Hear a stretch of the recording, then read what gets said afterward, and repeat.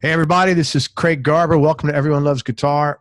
My guest today is exhausted because he just spent the morning with his tax accountant. Quite frankly, I don't know how he's alive. I don't either. We're with the one and only Ryan Cook. This guy is not only a really good musician with a great work ethic, he's a lot of fun. I've been really happy that I got referred to him, and I want to thank Joe Pisapia, our mutual friend. Joe's a lovely guy, man, so thank you, Joe. I appreciate all your support.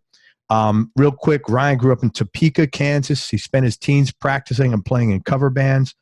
With the help of producer-songwriter Desmond Child, he eventually made his way to L.A., where he signed his first record deal with the hard rock quartet Hair of the Dog. He toured worldwide and released 3 albums with Hair of the Dog. In 2004, he moved to Nashville, where he continued to tour as a guitarist for national acts, including the Rock and Roll Residency, which is a big deal up in Nashville. Yeah. As is the Big Rock Show.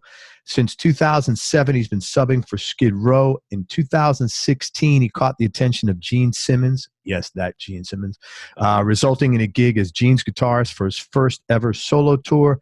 And after that tour, he then segued directly from Gene to another KISS founding member, Ace Frehley. He's been touring with Gene and Ace since that time, and Ace has a new album coming out. And Ryan played on that record, and as well, he's touring with Ace probably the second half of this year. So stay tuned for that. Dude, thank you so much for your time. Are you covered from your taxes, man? Did you have a chance to lay down? You know what? I feel I'm always nervous. You know, I'm afraid of the IRS. So terrible, man, isn't it? I don't do anything illegal or wrong. I save my receipts. I report what I can, but I'm always nervous. And I'm a lot better than I was at 8 o'clock this morning because it's done. Everything's taken care of. There's no handcuffs here. So we're good to go. It's good. Awesome, man. Thanks so much for coming on the show, Ryan. Sure. I've heard great things about it. My friends Phil and Jared have done it. They loved it. Well, cool. Thank you. So well, they're all great guys. I told them you saved the best for last. Yeah, right on. That's the right thing to say. Of course. I'm kidding. That's the best thing to say, man. You always say stuff like that. I'm kidding. They're great. They're good guys. Good guys. Hey, how did you first get started in the music business? Like, what was your first break, maybe? How did I do it, man? You know what? It's unorthodox because a lot of people are our favorite, our favorite artists and stuff. A lot of them you'll hear, man, I dropped out of school because I knew it's what I wanted to do, and I went directly to L.A. or New York or whatever, and here I am, huge rock star today. Great. John Bon Jovi, quit school, go do his thing. Slash, quit school, go do his thing. Anyway, I went to school and took some accelerated courses and wanted to learn about music business. So I got my associate's degree in music business, right? This is in Topeka. This is in Florida. I left Topeka and went to Florida. What made you do that? Because girls. Honestly, always girls, and there's a lot of girls in Florida. First time I ever heard of Hooters. Honestly, the women in Florida Florida in general has really good looking women. I mean, it does, man. Yeah. They sure do. That was by design to go in there. But anyway, I just don't think I had the stones yet to just jump in. I've been playing guitar for a long time. Honestly, for whatever reason, I wasn't ready to go to LA or Nashville or New York at that point. I was just figuring out, what am I going to do? So I started learning about the music business, got done with school, and then wound up in Nashville for the first time. This is 1991. Okay. Come here, start looking together to put together a band, but realizing I got to work. So I got a job interning in the mailroom. So that was my first gig in the music industry, was working in the mailroom at Arista Records for a country label. It was Alan Jackson, Brooks and Dunn, Pam Tillis, Steve Warner. Alan Jackson was just huge at that. He just broke. Right. Brooks and Dunn was killing it. This is the early 90s in Nashville, was like the 80s in Los Angeles. Okay. 90s for country music. It was the boom. So I was here for it, but that was my introduction into the music business, in the mailroom, learning how a label works. I was working with A&R people, radio promotion people, publicists, agents, managers, the whole deal.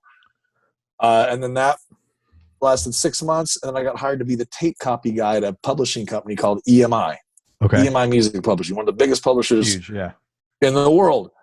So basically, I was dealing with the songwriters and publishers all day, every day, learning about the music business, learning what it meant to get a song on hold, what it meant to cut a song, to be in the studio, and all that. And I'm trying to be in a band. I'm trying to find the right guys in Nashville. And you didn't know anybody in Nashville. You just went there after I just went straight up here by myself. Knew what I was going to get a band. I didn't know how, but I knew I had to be in the music business. I didn't want to go to work at McDonald's. I didn't want to go get a construction job or anything like that. Or I was going to work in the music business while I found guys to be in a band with. I wouldn't have any luck finding guys to be in a band with because I was a pretty unpopular guy at that time just by my choice of music because I'm a hard rock guy. Mm-hmm. Van Halen, Aerosmith, Led Zeppelin, Kiss, Nugent, all that. Pearl Jam and the whole grunge thing was just exploding at that time. And everybody was changing their style of music in Nashville and all that. But I just wanted to stay the hard rock guy. Yeah. So it was hard. But I was still recording. EMI let me record in the basement on the off hours. Oh, in their studios? Yeah. Oh, my God. So you got some great experience. Yeah. So I'd go down there and do demos. And, man, one day from L.A., in comes Desmond Child. And he was producing Aerosmith, Alice Cooper. Sure. Writing for Kiss. For his first big rock hit was I Was Made for Loving in the 80s. I remember that. I mean, he's on fire. Yeah. He did a lot of big hits for Aerosmith, too. Oh, yeah, man. Bon Jovi. I mean, all that stuff. He heard me sing. And he said, man, I got this band in L.A. that I'm working with. They need a singer. So he flew me to L.A., and 4 months later, I was in my truck with my cat in my lap, and I drove across the country and moved to Los Angeles. And, wow. Yeah, it was that.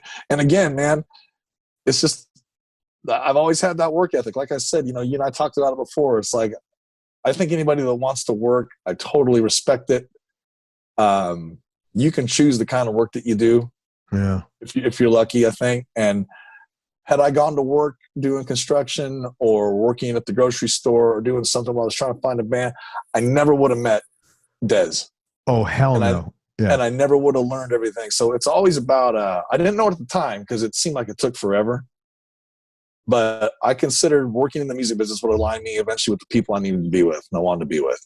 How did you think that? Because I just like I said earlier, I was working with like-minded people in the industry that I wanted to be in. And for me to have a job paying bills in the industry that wasn't involved in the music business with like-minded people, I don't know that I would have created the opportunities for myself that I would have, because I wouldn't have been working with music managers, record producers, song publishers, songwriters, artists, directly with artists, I couldn't have, and that's all I worked around. When I placed myself in the music industry, I was around those people. So that helped me make relationships and get on board with people that were like-minded. I kind of felt like working. Oh yeah, man. I was 22. But to have that awareness at 22 that this is going to, and you used the word align, so I'll use that word. This is going to align me with the right. That's a lot of awareness, man. I give you a ton of credit for that. Oh, thanks. I appreciate it. I didn't realize that. I didn't feel like it would be copying out to place myself working in another industry to pay bills. I just felt like I got to be in the music industry. I have to be. And there was nothing else that I was going to accept. When I started interning, I was interning for free. Yeah, that's what interns are. And I was the guy shipping out CDs and albums and cassettes, and it was basically CDs by that point. But and posters and dealing with radio stations. Man, I learned so much about radio promo just by working in the mailroom. That's amazing. And then when I got to the publishing company, I started learning how the publishing company works. And if there's one big lesson I learned, man, it's nothing beats the value of a copyright. Yeah. Nothing, man. I learned the value because you always hear about musicians getting ripped off because they signed a terrible record deal because they didn't know any better. I'll tell you this. When I signed that first deal with Hair of the Dog, we had a fantastic manager named Ruta Cepedes, and she was managing Desmond and Steve Vai at the time. Super, super smart, awesome woman. But I remember going over the publishing portion of our record agreement with her, and we had a really great guy in LA named Peter Paterno, who was our attorney for that deal. And man, we got our masters back 5 years after the release date of our third record. That was part of our deal, that we got everything back. And that's great. You know, and while it hasn't happened, for people listening who may not be familiar with that, explain what that means. What that means is, for example, like if you and I wrote a song and the publishing company owns the rights to that song, and let's say you and I get a Cadillac commercial they use that song for, publishing companies get all the money. Right. On the sign deal you did.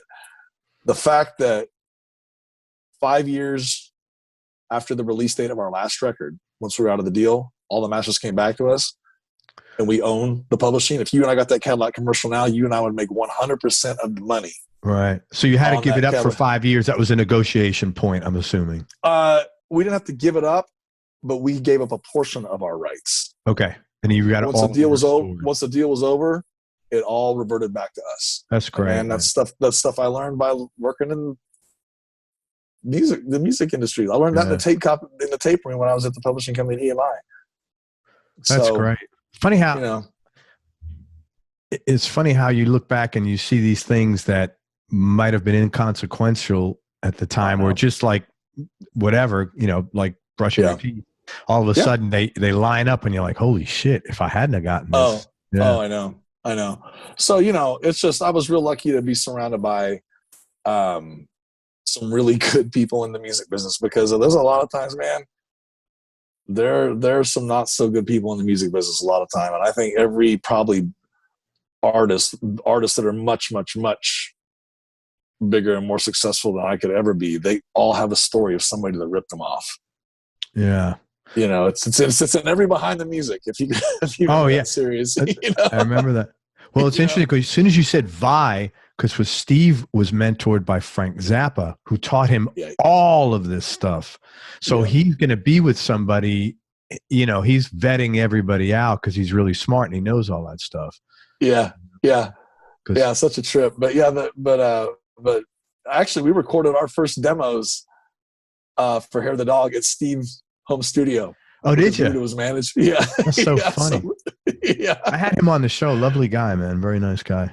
Really. Super nice, man. Super nice. He used to have really fun Christmas parties when he lived it. It was really fun to go because, you'd just be sitting in there and he had this big, beautiful home in Encino, and you look over and there's Lukather and there's Sheehan and it was just awesome, man. It was just a lot of fun, man. Just really cool to be associated in that camp. Very cool. I saw he on his Passion of Warfare anniversary tour a few years ago, he came to town and I was able to go to our old manager's house and we all had lunch together and went to the show that night. It was good. It was good to see him. Yeah, it was a lot of fun. Very nice, man. It was cool. So once you got out to LA, you specifically went out there to work on Hair of the Dog, to become a member of that band. Yeah, and it wasn't Hair of the Dog yet either. It was unnamed. This was in its infancy stages, man. It was three guys that moved to Los Angeles from Michigan. Oh wow! They were all suburbs of Detroit. They were in areas Farmington Hills and Bloomfield Hills. Okay, which is right outside of Detroit. Sure, I actually know Bloomfield Hills. Yeah, and I go out there with these guys. And we spent the first year just figuring out what we were doing. We were trying to learn how to write songs. Practiced a lot. We treated it like a job, man. It was cool. We had a big band house with a pool and a detached garage that was made into our rehearsal studio. Nice neighborhood. We lived outside of Hollywood and Granada Hills off the 118 freeway. And so we spent that first year just learning and getting our craft together, figure out how to write a song, figure out what we had before we met each other sucked, Right. Realized after that first year that we needed to replace the drummer, wasn't cutting it and that kind of thing. Then we spent a long time trying to find a drummer, and there's just so many hilarious stories of just auditioning drummers, man, because you just meet some characters. This is before reality TV. Yeah, tell me a funny story about an audition. There was one guy, and he was the nicest guy on the planet. He called himself Wood Chip Louie. Nice. And he said his name was, like, why are you Wood Chip Louie? And he kind of, I don't know if he was from the South or not, but he kind of talked like this. He's very funny. He talked like that. He's, man, I play drums so hard that I break my sticks or splinters after every song. It's just wood chips everywhere. They call me Wood Chip Louie. You know? Okay. So, Mr. Wood Chip. Yeah. And his big thing that he wanted to do was like hang some kind of a rappel, like a rope above his kit. Right. And he wanted to like set something on fire and swing around his kit while he played. He's a total character. But every time we'd meet guys like this, we were like, man, wouldn't it be funny if we filmed all this stuff and just to show people? And then this is before reality TV. This was the early 90s. But man, we just had the craziest people that would show up. But anyway, we finally found a drummer. And then once we had found that drummer, we had pretty much learned how to craft a good song and how to do it and everything. And that's just when it started. You know, we started writing songs, still couldn't get signed. Everybody turned us down as we were a hard rock band still. Right. Man, I had long hair. I look like I do now. You have long hair now. What are you talking about, man? Yeah. I didn't look like I haven't aged much at all, man. Yeah. And but after we I got to LA, and that's just basically what it was. That first year was just learning that we weren't that good and having to get better. It's practice. You know, so what was learn to write songs with you guys? After that, here's what happened. Our guitar player, John Pettis, was doing what I did exactly. Go back to that like-minded people thing. He went out there and he got an internship working for a management production company. And guess whose company it was? Desmond Child. Oh, so that's how he knew them. Same guy. Same train of thought. Okay. I'm not gonna go work at whatever. I'm gonna go work at someplace in the music industry. Turns out and John went to MI. John went to GIT or MI or whatever it's called. Yeah. And Desmond came and spoke at one of those. That's it. And then found out that Desmond needed someone to work at his office, and John went and got the job. Okay. So so Desmond saw him and he said, hey, I'll work with you. I'll help you put your band together. But did he have I'm just curious. And if it's not cool to ask this, just let me know. No, sure. I'm curious how that works. So Desmond says, hey, I'm going to help put you guys together. What's his vested interest in your success? How does that work? Or was it just like, hey, you guys are cool, I'm going to help you? That's exactly what it was. Hey, and the thing was that I had hoped in the long run was I was hoping that, not knowing any better, you just hope, it's like he produced my favorite artist. He's working with Bon Jovi. He's working with Aerosmith. He's working with Cooper and Kiss. You hope that my hope was, well, man, let's write some songs with this guy and get moving. Yeah. And like I said, when I got there, it turned out that I really had to learn how to write a song. Yeah. You know what I mean? And honestly, Desmond was always writing with, he didn't have time for us, but he basically just said, "Hey, I'm going to introduce you guys." Figured it out. He helped us when he could, but honestly, he kind of tapped out at that point. He was always supportive, but it just we weren't his cup of tea, so to speak, as far as what we were doing at the time. We weren't seasoned enough at that point. And he just had a lot of other really more important shit going on. Well, yeah, it's hard, let's face it. When your schedule's filled with guys that are paying you a shit ton of money and you're booked for probably 50, 60 hours a week, it's hard to stop and say, hey, let me spend – just because you don't have you've already made commitments to people. Absolutely. Something else. Yeah, I totally. Absolutely. So we definitely were on our own. We were a very DIY kind of thing. And, but what band isn't? I'm not pretending we didn't do anything that other bands have done. Everybody made ends meet, made their own flyers and promoted their own shows and put on their own parties and everything. We very much had that Van Halen mentality that since we loved Van Halen so much, we just knew about them. And, we would throw these parties at that house in Granada Hills. And this house, if you saw it, man, it was straight out of a 70s porn movie. It was mirrored walls and chandeliers everywhere. Porn movie. It would look like they could have been shot in there. A big pool in the back with a hot tub on it. And just, there were these platforms back. We had a solarium off the living room between the pool and the living room. And before the first party, we built these platforms. We put stripper poles on them. Oh my God. And That's we never took him down. That's great. After we played every night that we would play, there was always a party at our house after. It was just unspoken. So you were just living the young rock star sort of life. Absolutely. For you, man. And you know what? I'll tell you this. It all helped being, again, I keep saying that like-minded thing. The guys in the band all worked. And we all realized that if we didn't take care of ourselves, there's no way we could get the band off the ground. There's just no way.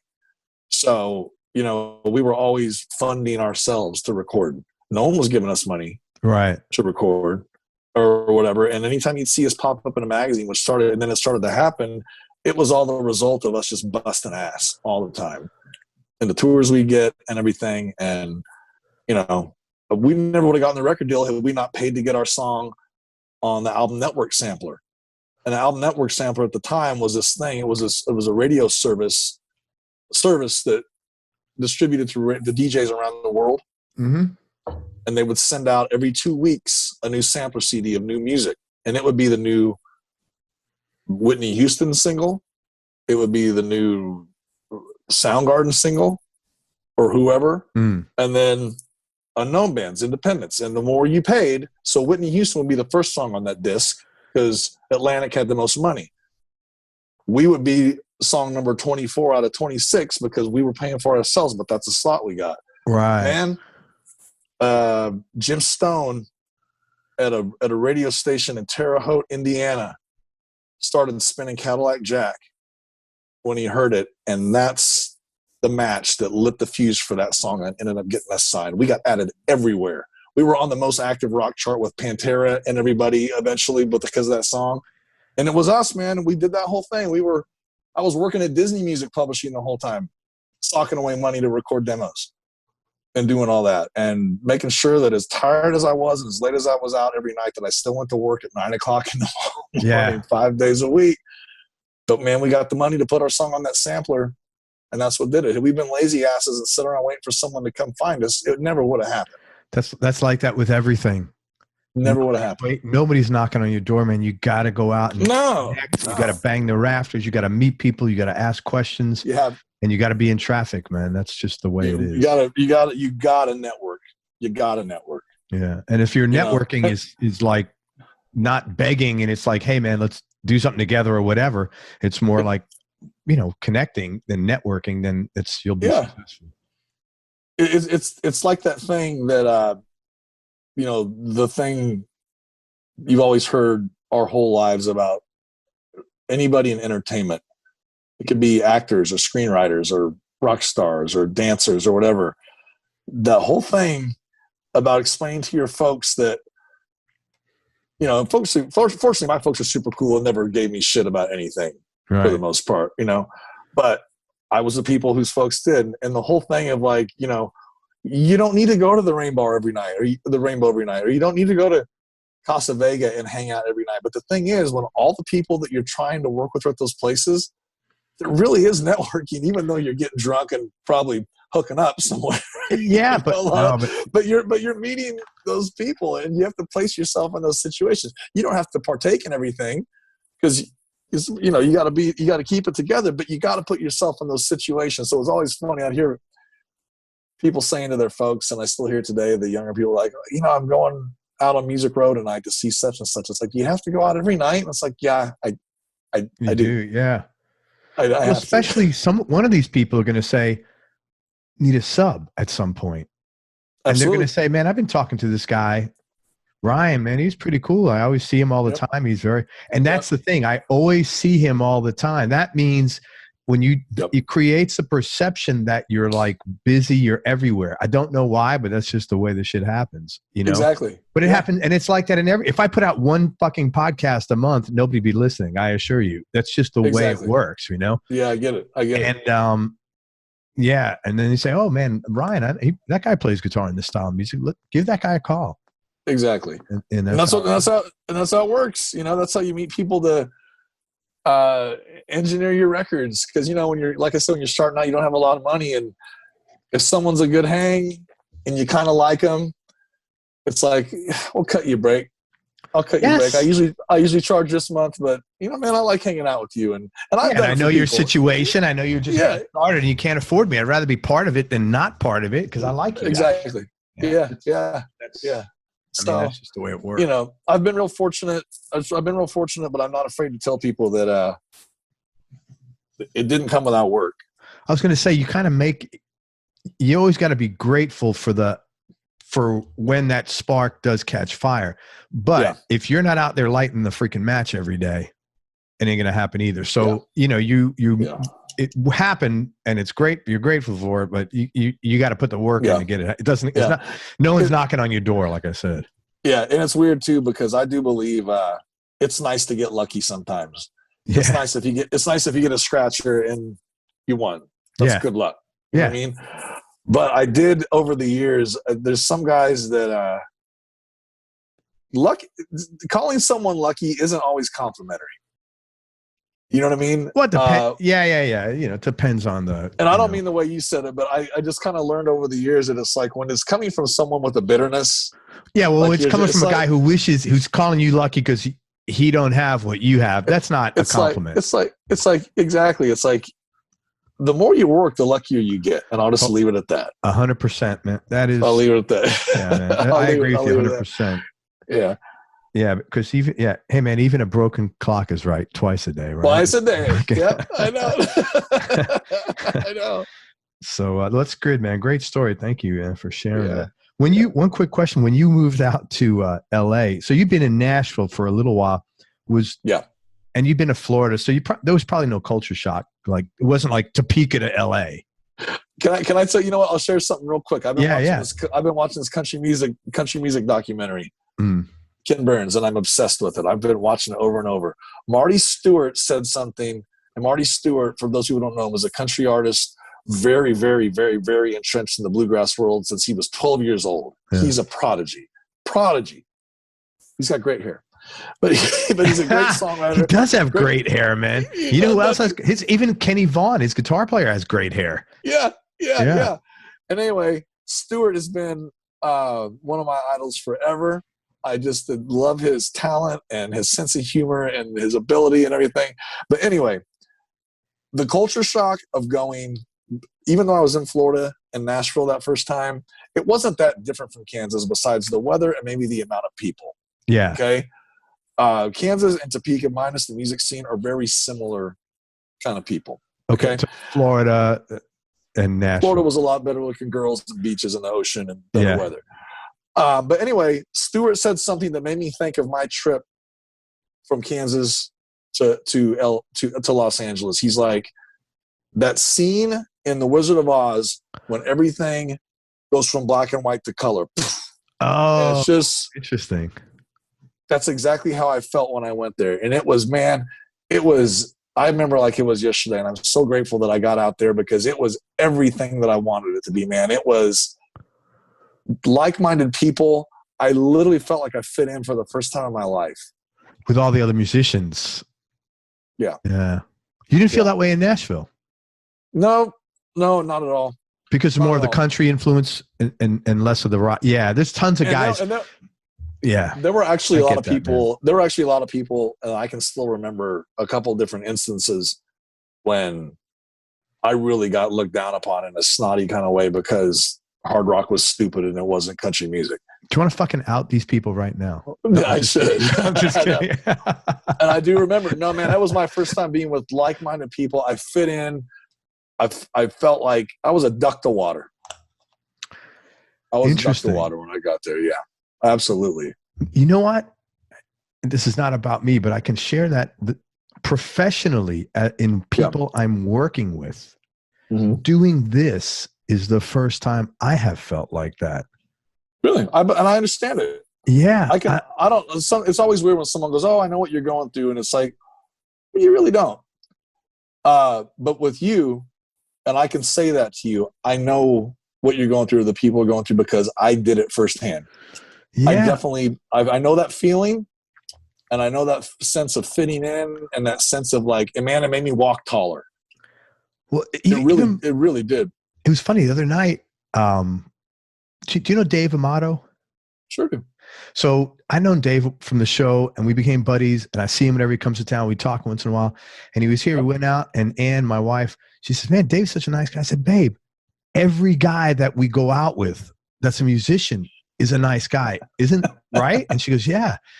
It's just like magic, man. Musicians are like the nicest, they're very open. There's no agenda. There's no like positioning of like, who's higher.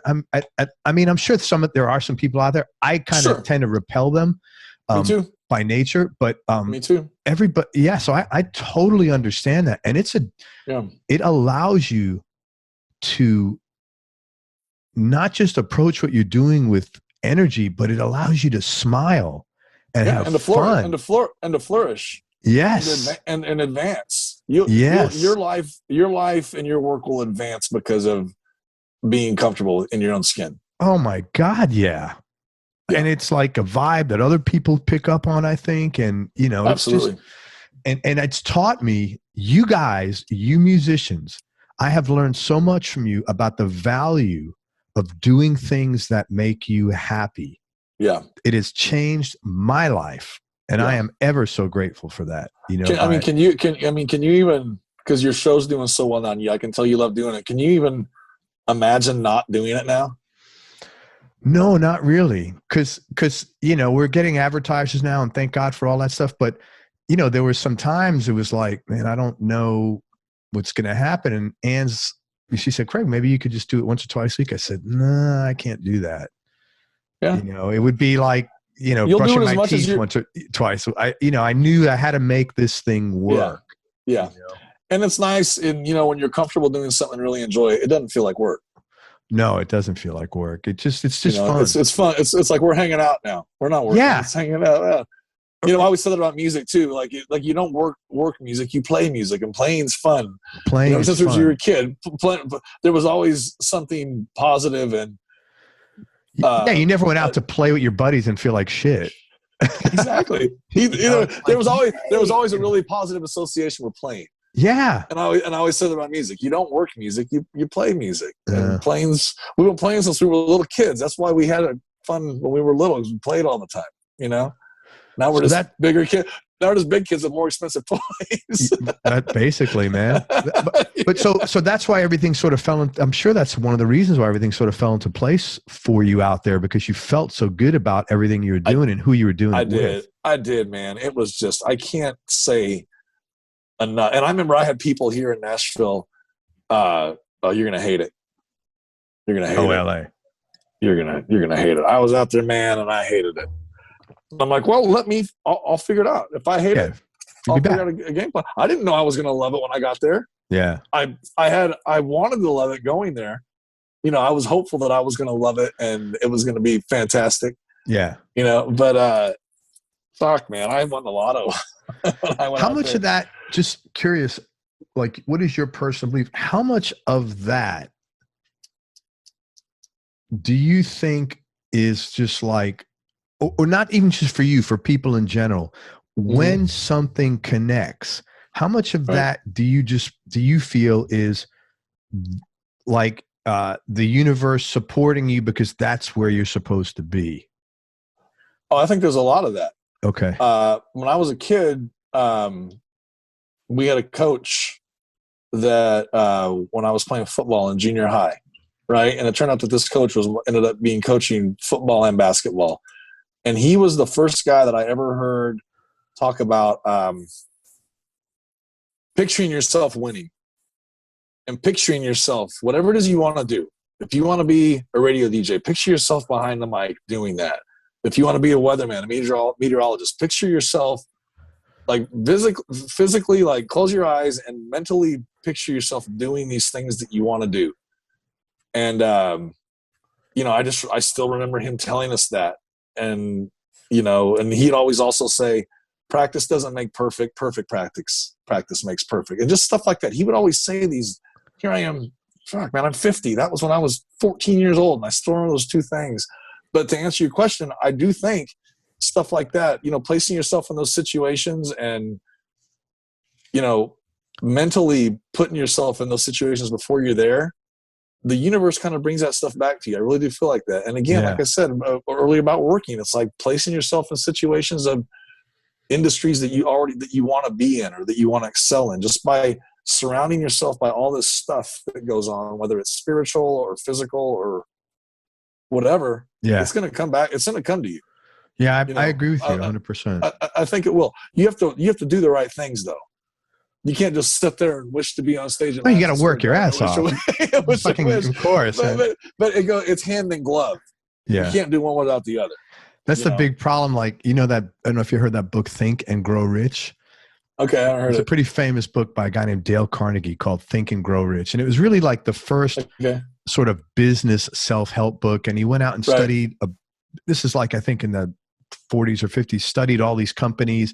And he kind of like summarized the traits and the characteristics of successful people. The problem is a lot of people say, oh, I bought Think and Grow Rich, but you actually have to do it. You can't just think and grow rich. You got to fucking do something, Exactly. So it's like a little bit of a misnomer that, I got Think and Grow Rich. It didn't work. Did you do anything? No, but I read the book. Okay. Well, Exactly. Yeah. I mean, and things like that are really good though, for putting you on the right path. Anything that's like, absolutely, man. You know how many books I have like that around here? Yeah. I mean, it's funny. Your voice, you sound like Tony Robbins. Did anybody ever tell you that? Your voice, man. Like if you switch to, your voice, like right away, I was like, God, this dude sounds like Tony Robbins. That's funny. I never heard that one. Yeah. Well, now your accent's coming out. Now a little bit of the Topeka's coming out, but like, your voice sounds like Tony Robbins, man. Right on. That's great. Another plan B. Yeah, there you go. I also do Tony Robbins voiceovers when he's not available. Yeah, I'll do it. Oh man. That's great. Let me throw out some of the artists and talk about how you got the gig and any cool or interesting story about working with them. Sure. You mentioned, let's start with Gene, I guess, because I know you said ultimately that came through Desmond, but go ahead, tell the story. Actually, it didn't come through Desmond at all. That came through Doc. Okay. Oh yeah, and Doc came through Desmond. Right? No, Doc, and that was all. Once Desmond got me to LA, or once I got to LA and started working with them and everything, that's when Desmond just faded out of the picture. We never wrote together. We never did that. He just helped introduce me and get us in the right places and helped us meet a lot of the right people. That was his job, man, to start your journey. Yeah. That was he seriously really that. Yeah, he got your journey kickstarted. He lives here in Nashville now. Did you ever run into him? Oh yeah, he's been He actually was. We talked a year ago. Maybe 2 years ago now, and he was wanting to put together a whole show that chronicled his career, starting with Desmond Child and Rouge, clear up through everything he's done today. And he wanted to put together a band, and talked to me about helping put together a band like I did with Gene and whatever, of going out and touring and doing that show of all the Desmond stuff that he'd be in, which would have been fun. It never happened. I was so busy with Gene that it didn't work out and all that kind of stuff. But I don't know if he's ever done it yet. I hope he does and find some guys that do it, but that would be great. But anyway, he and Doc had nothing to do together. They know each other. The way the Gene thing happened, though, was I was doing a big rock show here in Nashville, which started out just as something for fun. And Jeremy, who's in Gene and Ace's band with me, was in this band also. All we did, it was nothing for no other reason but being fun. No one in Nashville's playing 80s metal. You want to play some 80s metal? So we did it. We did Whitesnake and Bon Jovi and Dio and Judas Priest and basically Headbangers Ball, the live version of Headbangers Ball. And Doc's my neighbor. Oh, that's so funny. And his office was down the street from mine on Music Row. And so I used to hang out with him and his brother all the time. Still do. Doc's been gone for a long time with Kiss doing this farewell thing. But so we talk occasionally still, but I don't see him as much as I used to. But anyway, we were having coffee one morning at the Starbucks by our houses, and this was 2010. He said, "Hey, you still doing that big rock show thing?" And I'm like, "Yeah." He says, "Believe it or not, Kiss is going to try to do a cruise." He says, "Why don't you guys be on the cruise?" And I'd never been on a cruise in my life. And I'd met the Kiss guys several times over the years when I lived in LA. I mean, I'd see Gene at Chin Chin, or I'd see Paul at Terra Sushi, or I'd see him backstage at a show, or, when I was lucky, we'd be on the same opposite pages in the same magazine or something. Right. they recognized me, but they didn't know me. So they knew, right? they recognized you from just being out and around in LA. So we went and Big Rock Show did the first Kiss cruise, and it went over so well that we got invited to perform on every Kiss cruise for the next 7-8 years. Well, at some point every year, Gene and Paul would come out and watch us, and Tommy, and come check it out and everything. And then one year, I think it was 2016, he just reached out. And he said, "Hey, going on tour." He did some calling around. Who's that guy? That guy that sings for Big Rock Show. That guy. I want to talk to him. So when I did the cruise that year, he had me to lunch one day, and we just sat and talked. Was that weird? Asked. Yeah. Lunch with Gene Simmons. Yeah. Okay. Because we didn't say it earlier. Anybody who knows me knows that I'm just a fucking Kiss fanatic since I was six. I mean, I've watched those guys every professional moment of their lives. Right. So being on a Kiss cruise was a lot of fun just because of me being a Kiss fan. And being asked to go to lunch with him and not knowing what it was about was a little weird. Yeah, that's what I meant. The not knowing what it was about part. Right. And then we talked for the whole hour. And then like in the last 3 minutes, he says, "Well, look, here's what's going on." You get his voice down, man. Go ahead, dude. Yeah. Perfect. I can't do it as well as Gene, but he's like, "This is what's going on. I'm going to do about 4 shows next year. Will you you want to be in my band?" And like, Gene, I got to call my agent. I high-fived my 6-year-old self so hard. Right on. Good for you, man. That's great. And I knew who I was going to call. And he made it very clear that this was very short term, 3 or 4 shows most, and that's it. Well, it ended up lasting over 2 years. That's so cool. Because it went so well.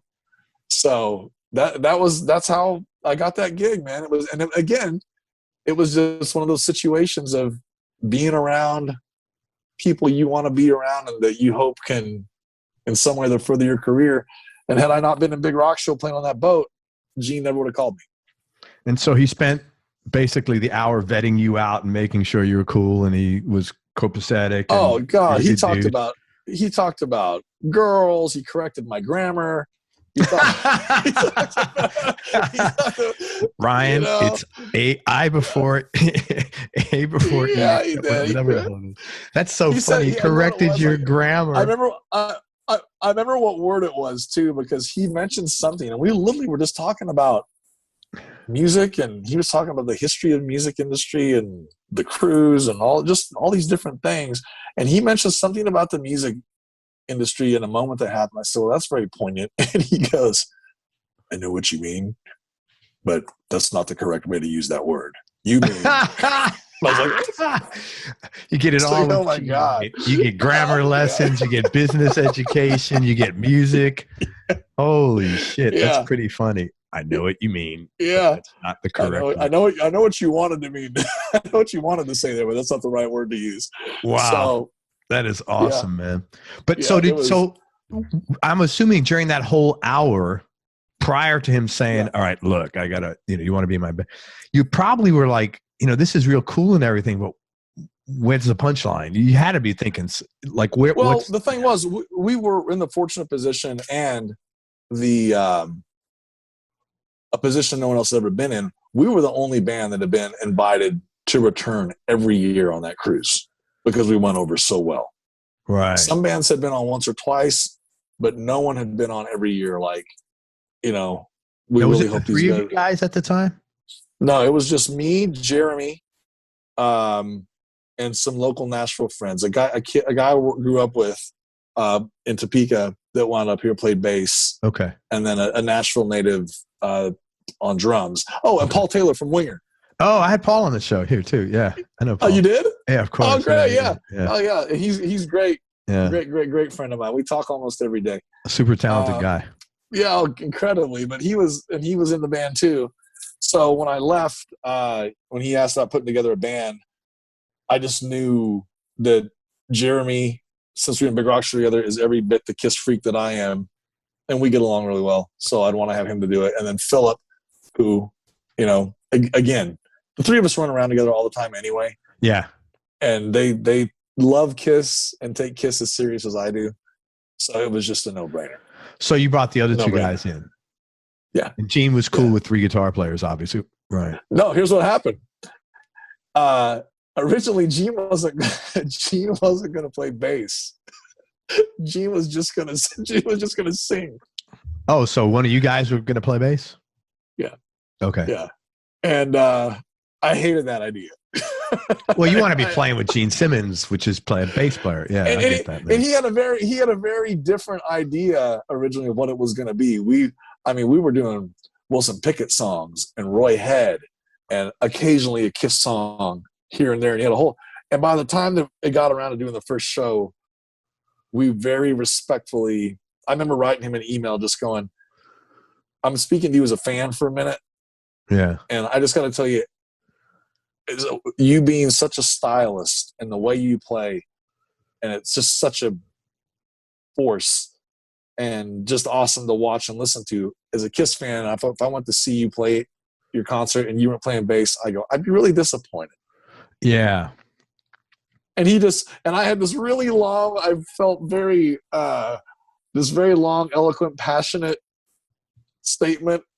You know what he said, the response? I know what you're trying to say, but that's the wrong word. Exactly. No, it was just this really long thing, really thought out. I was a little nervous as I hit send, thinking that I'd get this big response, and he just said, "Okay." So, you know what? I've done that a bunch of times myself. Yeah, you do something, you're like, and because you know what? Because what's going through your mind is not what's going through their mind. Is the exactly. He probably looked at it, but he probably opened the email and went, "Oh God, this is long." When he saw it, but. So, well, because you're trying to be respectful, man, and I totally get that. But you know what? That was a very, you know what though? That was a very courteous thing that you did, because I wanted it to come across as courteous too, because I wanted him to know it was with respect. It was by no way an insult or, hey, this is a dumb idea or whatever. I was just coming in from, because man, Kiss has always said how much they value fans' opinions and all that kind of stuff. And at the end of the day, they do end up doing what they want to do. I think that, But you had enthusiasm. I was gonna play that card though. Like, you always say you play for the fans. As a fan, yeah, man, I sure would love to come when I come see you. I'd sure love to see you playing bass. And he was cool about it. Right. And since the other guys were already in it, we just decided the three of us would play guitar. So when he came to Nashville to rehearse, we were there. Right. And we worked out our different parts and we did everything. And he never came in and said, "Oh, there's 3 of you." I mean, it was never like that. He was just like, "Okay." And we had to twist his arm to get him to play a Kiss song. That's funny. But, I could totally understand it because it was a brand new relationship. Like now, if you need to tell him that, you just say, "Hey, Gina, have you considered just doing this?" Yeah. But you're in the beginning of a brand new relationship with a guy who's, you still have a little, like, I don't get starstruck. I'm sure you don't, but I have had 1 or 2 guests on the show. I'm like, I can't believe I'm talking to this motherfucker. And I'm sure you were still having some of that at that time. Absolutely. Yeah. So absolutely. I'm sure he understood that. Yeah. He had to have. Yeah, he had to have. That was really cool of you. But not only was it cool of you to do, it was respectful and it was really important, because I agree with you. And I think all the fans would have said the same thing. I think you did the whole tour a big service collectively. Oh, thanks. Well, we love the way it turned out, but it's just really weird. There's just certain things. It's like, there's just certain people you don't picture on stage without that instrument, without the guitar, to where so much that you would be, it's almost uncomfortable for you to watch it. Like imagine seeing Clapton and he's not playing guitar. It'd be like, what? Just stand there singing. Because you imagine just seeing Gene just standing there singing. Or Warren Haynes. Yeah. Like, what? Yeah. It's I know. Yeah. Yeah. It's almost like, so he was on board, thankfully, and he was really, really cool about it. Yeah. And, and it worked out well. And the thing was, we all get along so well with him. And I do know that he was, because he told me several times how grateful he was just of the group of guys that were assembled. And because, I'd walk off stage and at 2 a.m. get an email and they would just say, "Hey, thanks again for making me look so great tonight. You guys are great." And I would get those all the time. That's really cool. I get those all the time. And he would say that, and I saved every one of them. That's cool. Yeah, man. That's nice, man. Yeah, man. If anybody wants to hire you and they don't know you, just bring in the emails and say, "Well, here's my resume." No, seriously, man. I mean, that's pretty fucking credible. You know, testimonials from Gene Simmons at 2 a.m. Yeah. I'm serious, man. Right? You know, anything else? I didn't think of that. Oh, yeah. That's awesome. Yeah, it's funny. That's talk about stuff. Talk about Ace. How'd you get connected with Ace? Because of Gene. So what happened was we were playing a benefit in Minneapolis, and it was at a brand new baseball stadium that had just opened.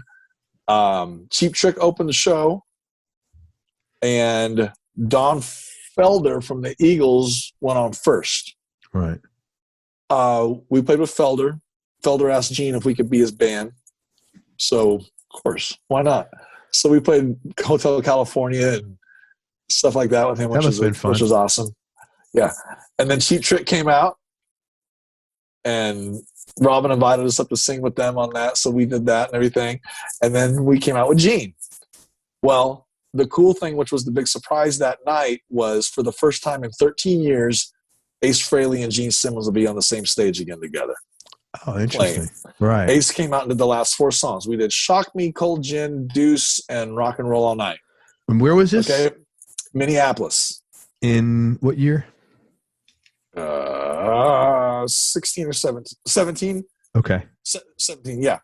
So anyway, what that said, so the fact that those two, because everybody knows, and I don't feel uncomfortable saying this, everybody who's a Kiss fan or even just a music fan knows that there was a troubled relationship.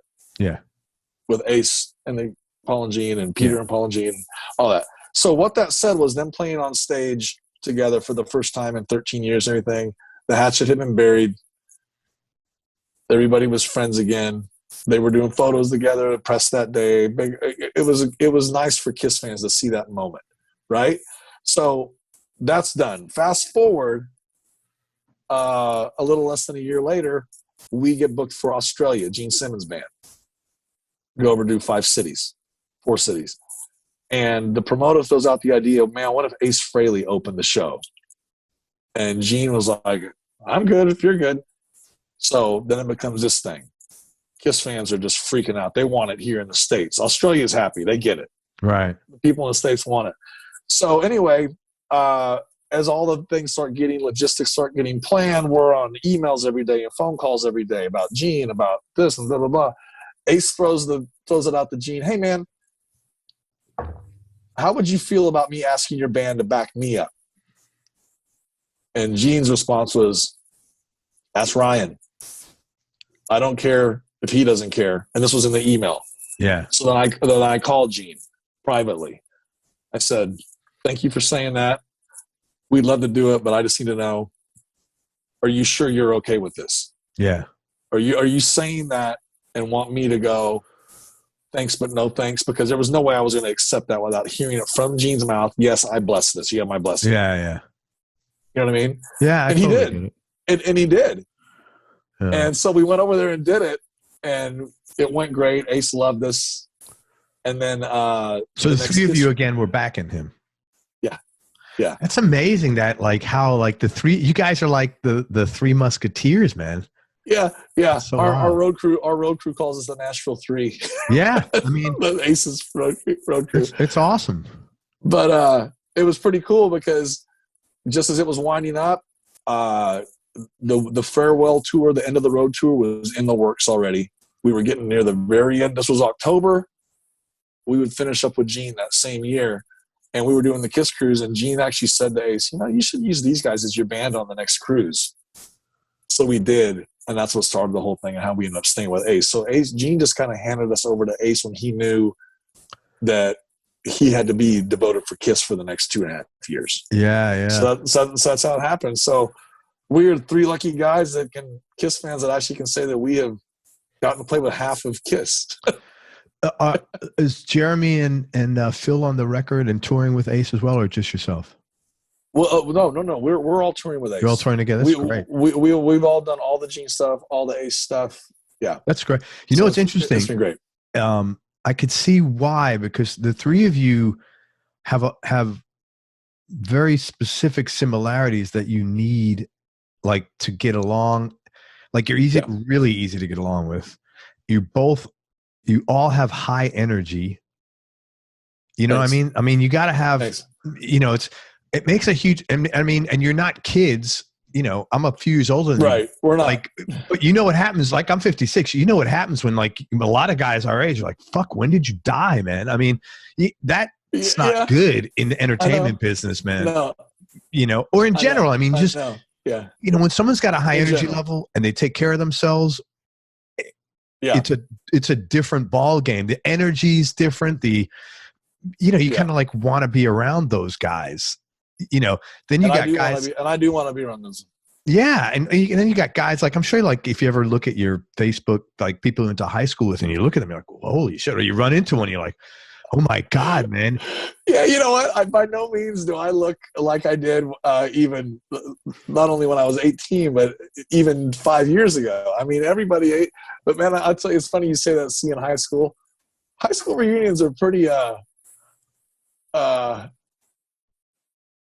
You just look and go, huh. Gratitude, you know?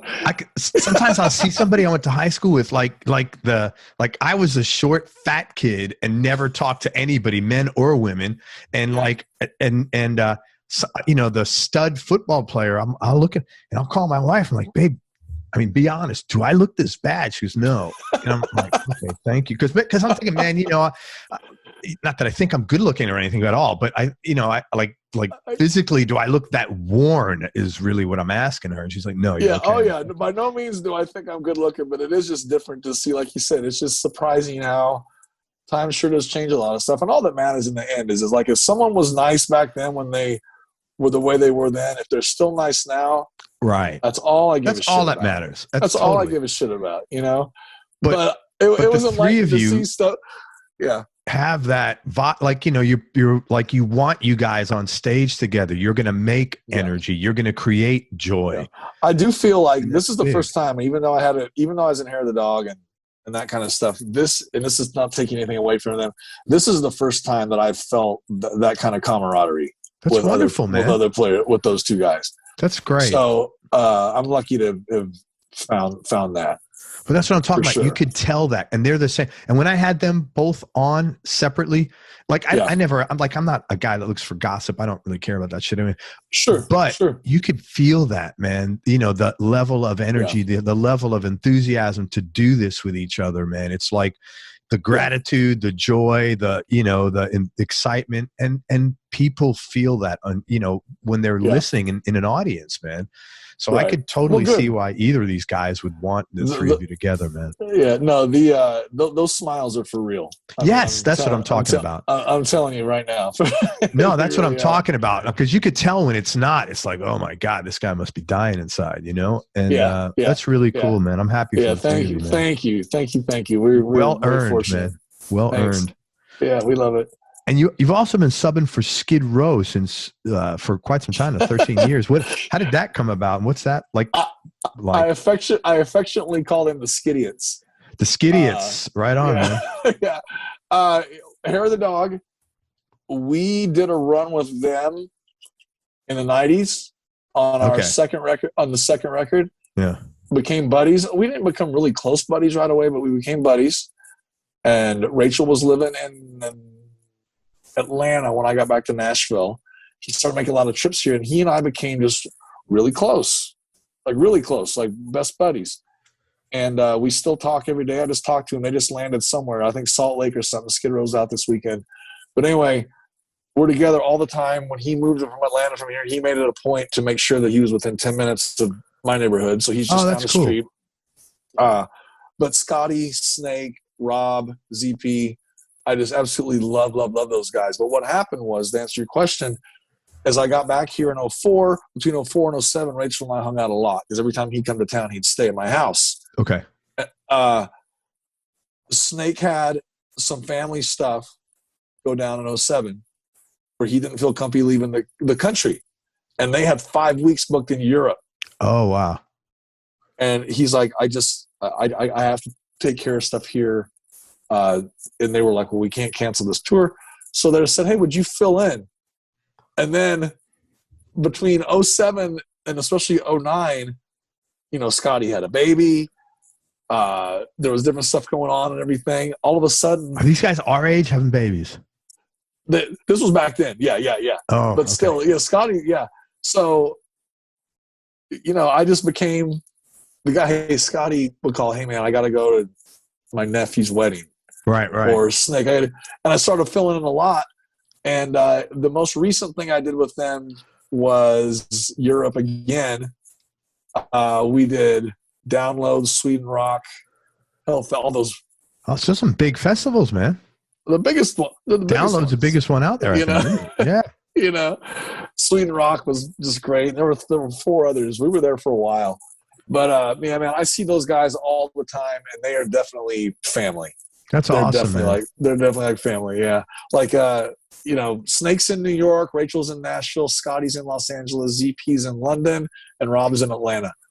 That's very cool. They're spread out everywhere. And they're the best guys. No, God, I apologize. Sorry. No, I just saying they're the best guys. I was saying, how cool is it that now, when did you go to LA initially?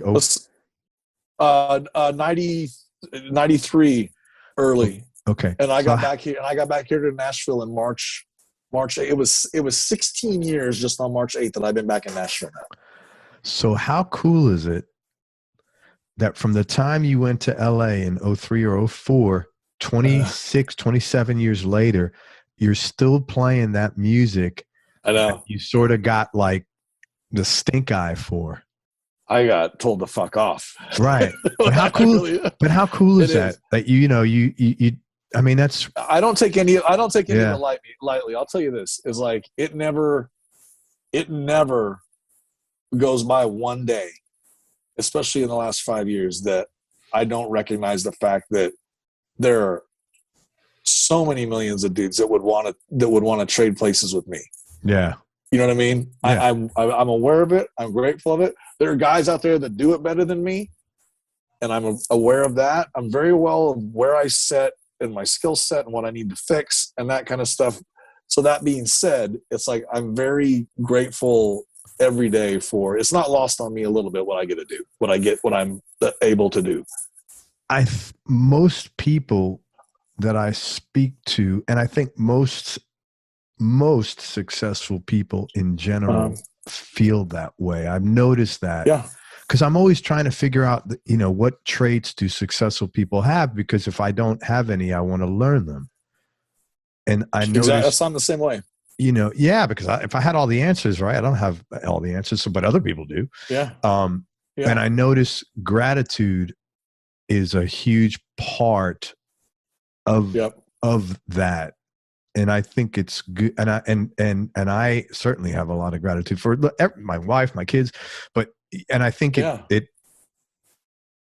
when you feel that way, your life is a little different. You tend to look more of what you have than what you don't have. Yeah.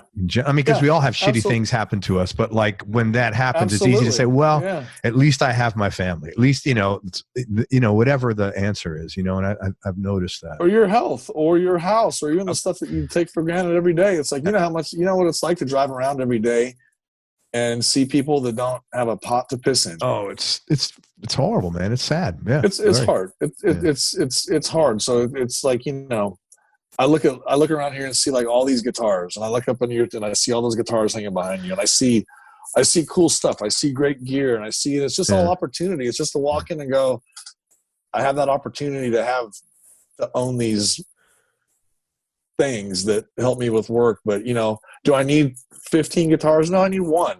Right. But so I'm grateful. Yeah. You know what I mean? Though it's just like absolutely. I'm grateful for all of it. So. It's fun. I mean, like I say, it's not lost on me at all what we're fortunate to do. So that's awesome. And doing it with good people that you like, that'll change everything. Right, big time. Touring with some people that you don't care for as much. That's got to be tough. There's where the work starts. Yeah, that's got to be tough, man. Yeah, it's going to be tough. It could be. Fortunately, I've always had band members that I've liked a lot, but. In every touring thing, and I love all the guys we're working with now. It's so fun. It's such a good situation. But there's situations sometimes where you end up in cramped quarters with maybe people you don't see eye to eye with. You know, that's not fun. No, So, I can't. I would imagine. So I'm lucky with the crew that we've got together as far as band members and you know the people that put the show together. It's awesome. Right on. And as you said, luck is a byproduct of the hard work, man. So sure is. It sure is. Yeah. What was growing up in Topeka like? I thought it was great because I had a good family. I have a great 5-year-old sister. My folks were always super supportive of me. Man, I was like typical kid USA. I mean, I live 5 houses now from my grade school. So if I wasn't in class there, I was there on my dirt bike playing in the playground every day or something, you know. I was just your typical Midwest American kid. I played with G.I. Joes and Evel Knievels and rode dirt bikes and, you know, I mean, just in the summer I lived in a pair of cutoff shorts and a pair of tennis shoes. That was it, man. My bike, that was it. And honestly, when I got to the point where I started playing, there were a lot of bars in Topeka that had live music. That's not the case there anymore. That's not the case anywhere, man. You know, it's not the case there anymore. Either those places are either gone, or people just aren't as interested in it as they used to be. You know what I mean? I don't know. But there were a lot of bands, man. There were a lot of bands in my hometown growing up, even though, you know, it is the capital of Kansas. It's still not a big city. I still consider it more of a town. Sure. I understand. I never wanted for anything, though, because I didn't know there was anything different. So I never felt like I lost out on anything. It wasn't until I left. I never felt like I left Topeka. I kind of felt like I took Topeka with me. Where'd you go? Where did you live in Florida? Winter Park, which is a suburb. Oh, Orlando. Yeah. It's really very close. Yeah. It's cool. It's great there. Yeah. It was great. And like I said, I didn't feel like I left Topeka. I kind of felt like I took it with me. Yeah. You know? But it was just, man, like I said, my folks were super supportive. I really wanted for nothing. They weren't rich by any means, but we weren't. You know, like I said, my mother had a good job. My mom was a banker. Dad was a construction guy. Worked a lot. Had weekends off. You know, and they were always around. And it just, I played a lot. That's great. I played a lot. You know, in the summer like I said, I was at the pool. Right. And in the winter, I was building snowmen. I mean, it was like that. We had seasons. It was that. Yeah, we were on our sleds. We were doing whatever. I had a good childhood. Very cool, man. You know, it was. Do you happen to know Lindsay Miller? I don't. She's no, she's from Kansas. I don't know where. Okay. You know, when like I'm sure it's not nowhere near where you. But she's the only other person I met from Kansas. She's a guitarist in Nashville. No kidding. Jazz guitarist. Yeah, she's from Kansas. I love meeting people from Kansas. Yeah, Lindsay Miller, really nice woman. Very cool. Oh, awesome. I'll have to look her up. Hang on one second. Let me get my bearings. Sure. Yeah. What were some okay, talk about this. You have now some side hustles. Right. In consulting and publishing. Talk about what those are and what you do there. Okay, well, I'll start it off by this. Is anybody that's touring, most of the people I know, there are some people that tour 12 months a year, and they do. That's great. If I can never tour enough. Okay, so when I'm not on tour, that's me not working. Right. I can't handle that. I think I'd have a nervous breakdown if I wasn't working, because I always feel like I don't mind taking a break or taking a vacation or something. Right. But if I start sitting around too long and not constantly bringing in an income or something, it makes me nervous. Yeah. Totally. I gotta work. Yeah. I gotta work. Going back to my whole thing with publishing and record labels and publishing companies, all that kind of stuff, the skills that I learned, I once again brought it back. Meaning, on those months that I'm not working or whatever, I went out and found gigs that would not conflict with touring and that I could do from anywhere in the world and still have another job. They call it a supplemental income if you want. It just depends on what's going on. So for 3.5 years, I managed a studio for a successful songwriter artist here in Nashville. And it was one of those gigs that I could, as long as I had my laptop and my phone with me, I could work from anywhere. So I always had that going. So you say you manage a studio, like you're in charge of booking, who books, what they do, billing, what's included with their okay, great. Yeah, that kind of thing. So I did that, and then that went away. There were some business things that happened with partners and stuff, and just the model changed, and there wasn't room for me in that model anymore. So I was like, okay, well, I need to do something different now. Well, then I went back to my publishing skills that I had, and there's a guy in town that manages Tim McGraw, and I've known those people forever. And he has a publishing company, and he works with the producer that they've partnered up with, who I've known even longer. And they're like, hey, we could use some help exploiting this catalog. If you can, and again, I said, hey, as long as you don't give me grief for having to go on tour, they're like, we don't care if you do it from Tokyo, as long as you can keep doing that. So that's another side of the side hustle. But again, like I told you earlier before, I chose to do side hustles or other work as a consultant kind of thing within the music industry, because I'm going to meet something or somebody by doing this stuff that's going to help me later. Yeah, the next thing. And it's always aligning, and it's always aligning myself with people in the business, and I'm going to keep doing that until I get tired of the music business, if I ever do. Yeah. You know what I mean?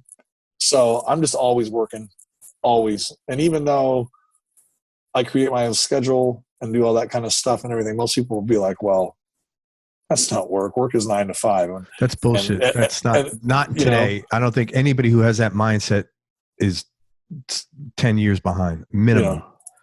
Right. Yeah. And, I can understand, honestly, if someone does think that, that's fine. But it's just like I had to create work that worked with my other work. But you're using intellectual property to get business now. It's not like there's manual labor, and there's nothing wrong with that. But there's intellectual. What do you happen to know John Prestia? I don't know John. It's Tim's Tech. Oh, no kidding. Yeah, I don't know John. I don't know John. He helped me get that 335 there. Oh, I love it. That's great. He's like the MacGyver of guitars, man. That guy could I got to meet him. He's been Tim's Tech about 25, 26 years. That's John great. Yeah. Prestia. The guy that I know is Tim's manager, and I know a lot of Tim's band members and stuff too. Honestly, I haven't met that much of the crew, because the management company is all based out of Nashville, and the touring guys, they're on the road and they're around the world all the time. Yeah. So our paths don't cross that much, but Tim's had a really solid organization on him for forever. He's been successful for a long time. He's had one of the best careers around. Yeah. Yeah, he really has. And I think they gear up to go on tour here pretty soon. I think I saw the guitar player the other day, Adam, and he said they start rehearsing again, like. Oh, Adam Schoenfeld? Like that. Yeah. Yeah, I had him on here too, man. Yeah. He's we see each other at Starbucks all the time, and we're That's funny, man. It's a small world. It's not. It really is. Yeah, it's a very small. And he's such a great player. Yeah, he is a real good player. And great guy. He's a good dude. I like him. Hey, low points. Tell me some of the low points or dark periods you've had to deal with. Get through them. Man, you're gonna call complete bullshit on this. I don't feel like I've had any. Good for you. Awesome. I mean, aside from everybody gets down in the dumps sometimes, but I can't call it a low point, man. I mean, I got to knock on wood. It's like I've always had my health. I've always managed to be employed and employable. I guess if it was a down point, it's just me sitting around wishing that I was working more than I work as far as touring. But like I said, it could be a BS thing. I know that's not good. Sexy TV or film or radio or whatever. No, but that's like, it's just, are you gonna make shit up? I mean, I don't feel like anything's happened. Like, losing family members, maybe stuff like that, but it has nothing to do. I mean, that's life. Yeah. And I gotta tell you that none of us are getting out of here alive. That's true. And as much as I don't want to see anybody die or be sick or something, that's just part of life. And those are things everybody deals with. That's sad and stuff like that. But as far as low points and that dark moment where you had to crawl out of something, man, I just don't feel like I hope I never do. I hope you never down, do too. That's awesome. I've been down in the dumps before, just like everybody has. I'm sure you have, but it's nothing that I felt was just like, oh, I've lost everything and it's over. I haven't, and I hope I don't. I hope you don't either. You know, I'm sure you won't. You know, so I hope not. I want to talk about gear for a few minutes. Tell me what your what's your go-to guitar right now, and what's your other 2 or 3 for your top, and has that changed over the years? My new go-to is my 76 reissue Flying V that I absolutely love.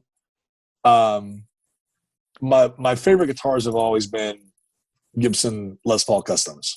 Always. That was my first real guitar that my folks got me. Like a real good. When I say real guitar, I mean not a Tysko. Well, my first guitar was a black Les Paul knockoff. I don't even know what brand it was, dude. It didn't even have a name on it, and it was a piece of shit.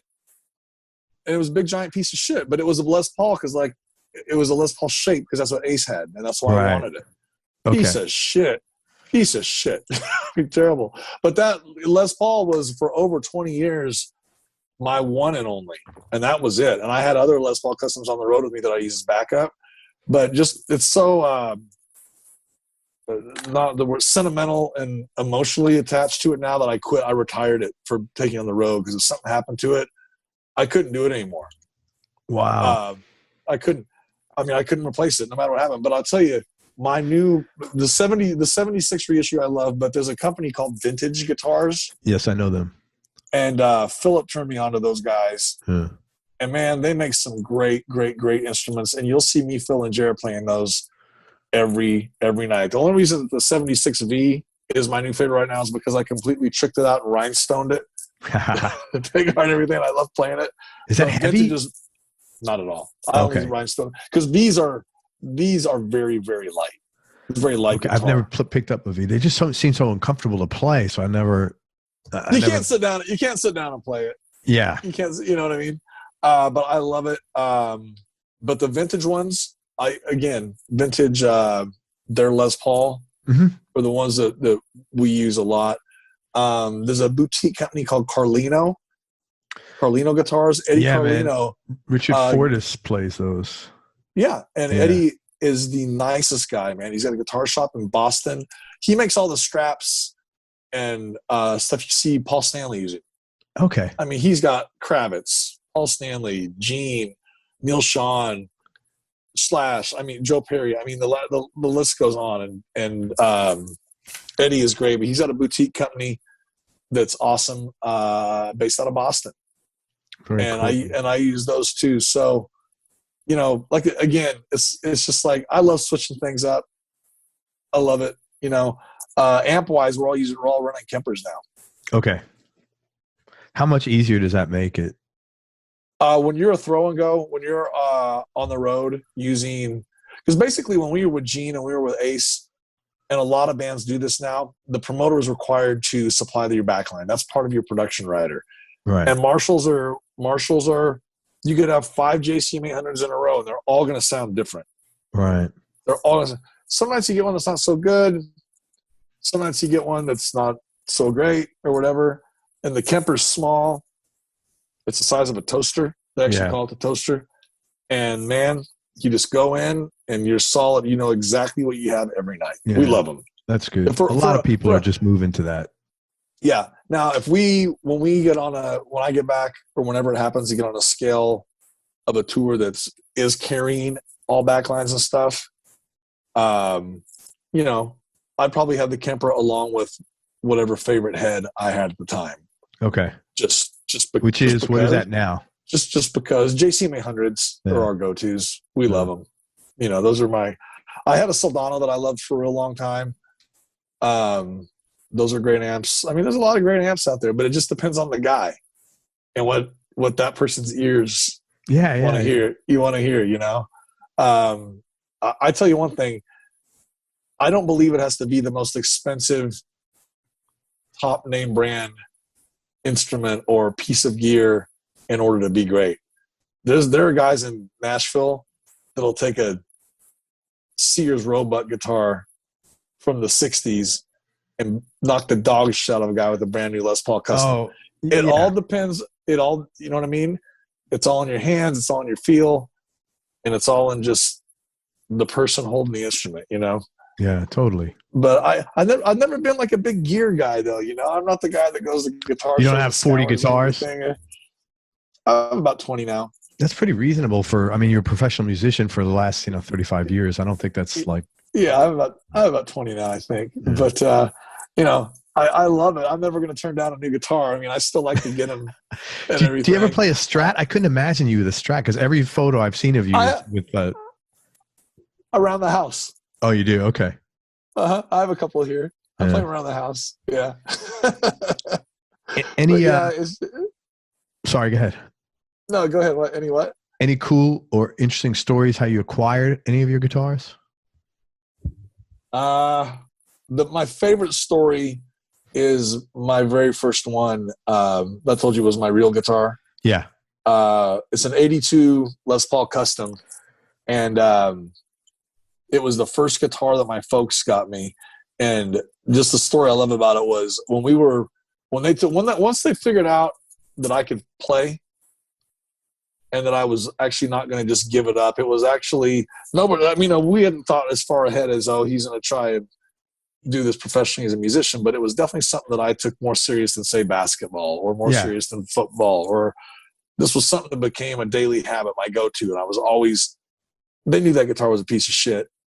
So they took me out shopping one weekend, and the last place we went, that guitar was on the wall, and I didn't even bother playing it.